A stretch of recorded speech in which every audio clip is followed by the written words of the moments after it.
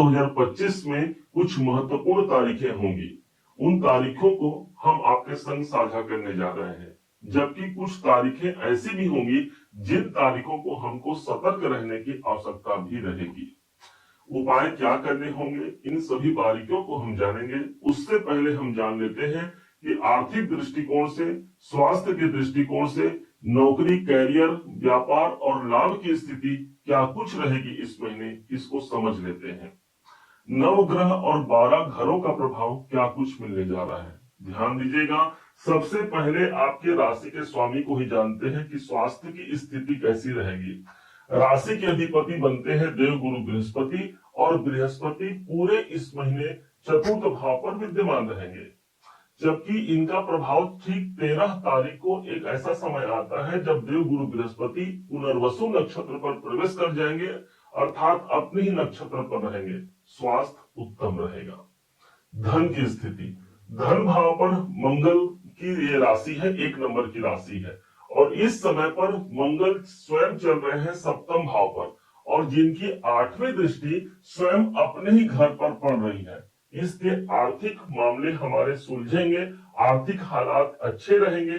कहीं पर धन की प्राप्ति का संयोग इस महीने ज्यादा मजबूती से रहेगा, क्योंकि धनेश धन भाव पर ही अपनी दृष्टि प्रदान कर रहा होगा। इसके पश्चात समझते हैं सुख का स्थान चतुर्थ भाव।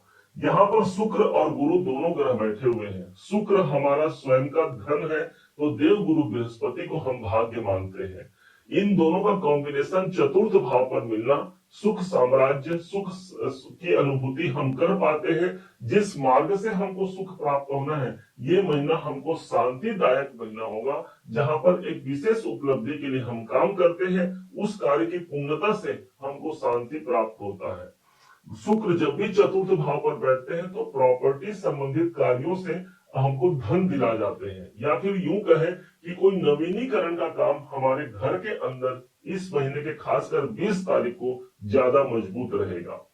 पंचम भाव कैसा होगा? पंचम भाव बेसिकली आपकी शिक्षा है, और साथ ही साथ आपके डिसीजन को क्या हम प्राप्त कर पाएंगे, ये स्थान होता है पंचम भाव। स्वामी बनते हैं चंद्रमा। चंद्रमा की स्थिति बनी हुई है अष्टम भाव पर। स्वयं सूर्य बुध का बुधादित्य राजयोग पंचम भाव पर स्थित है। इसके कारण से जो विद्यार्थी हैं अपनी शिक्षा को आगे बढ़ा पाते हैं, उनका शिक्षा में मन लगता है। यदि आप कोई बड़े डिसीजन की ओर आगे बढ़ रहे हैं तो हाँ, यहाँ पर 16 तारीख तक का जो समय होगा वो बड़े डिसीजन के लिए भी एक पॉजिटिव टाइम रहेगा, जो हमारे फेवर में आने वाला है। सूर्य जैसे ही एक समय आता है कि, और वो है 16 तारीख को, यही सूर्य एक घर आगे प्रवेश कर जाएंगे। अब यहां से नौकरी वालों के लिए पॉजिटिव समय है। देखिएगा, छठा भाव जहां पर ऑलरेडी केतु बैठे हैं, और यहीं पर अब सूर्य भी प्रवेश कर जाएंगे। बनने को तो बनेगा सूर्य ग्रहण योग, परंतु पहली बार अर्थात एक साल में एक बार सूर्य की प्रवृत्ति, सूर्य की प्रविष्टि जो होती है अपने स्वयं के घर पर होती है, और सूर्य कभी भी अपने घर की हानि नहीं करते। इसलिए नौकरी इस महीने बेहतर नौकरी हम प्राप्त कर पाते हैं। कोई आपने ट्राई किया है, उसका प्रतिफल नहीं मिल पाया है, तो इस महीने उसकी पुनरावृत्ति हो सकती है, वो जॉब आप तक पहुंच सकता है। या फिर सूर्य स्वराशि के होंगे तो मान सम्मान प्रतिष्ठा देते हैं। कोई हायर पोजीशन भी हमको सूर्य के द्वारा ही मिलता है, जो ठीक हमको छठे भाव पर प्राप्त होगा।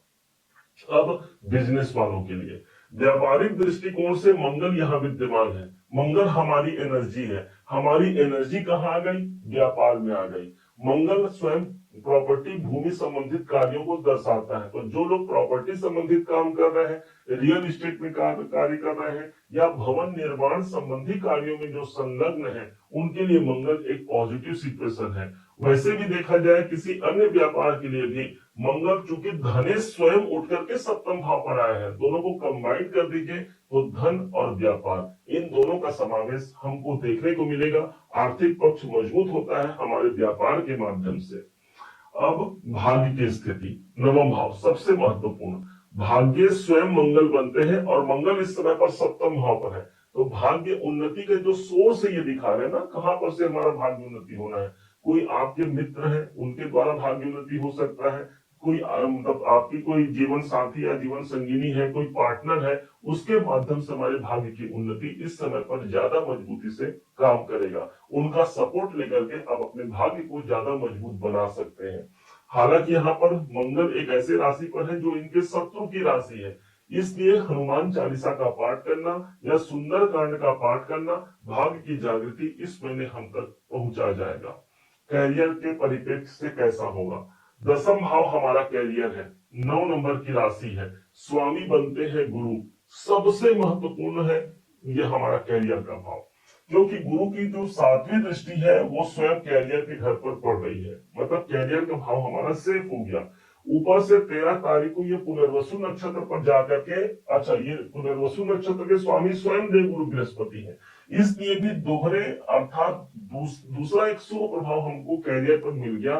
न सिर्फ इस अगस्त के 13 तारीख से, बल्कि 13 तारीख से लेकर के पूरे 5 दिसंबर तक एक बेहतर कैरियर का आप लाभ ले पाते हैं। कर्म क्षेत्र में सफलता मिलती है, नए कार्य से आप जुड़ पाते हैं, कोई बड़े प्रमोशन का योग भी हमको ज्यादा मजबूती से मिलेगा।